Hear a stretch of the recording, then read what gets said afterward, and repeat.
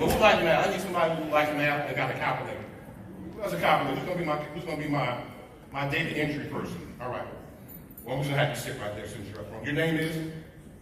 Everybody give it up for Suzanne.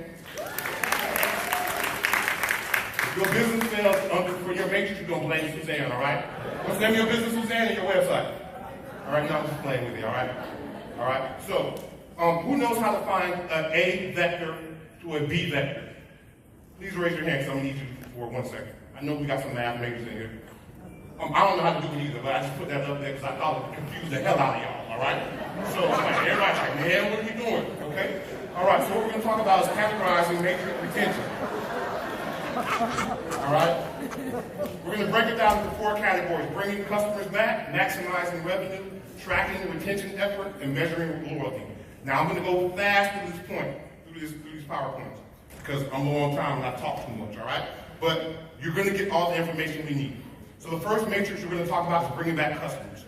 The root of any retention strategy is to bring customers back. That makes sense. Marketing and retention helps you bring back every single customer to the next purchase. All right? You don't want to leave any man standing. So the first matrix we're going to talk about is your customer churn rate. Does anybody deal with the customer churn rate on a daily basis in their office? If you don't, please say no. Oh, no, all of us are millionaires. I can go home. I'm going to ask you, if you don't do customer churn matrix in your office, please say no. I know you don't do it. I know a lot of us don't do it. I mentor in the last 6 months, I talked to 200 credit card companies. Majority of the companies I talked to could tell me how many customers came into their system. None of them could tell me how many they lost. How many customers did you get last month? 53.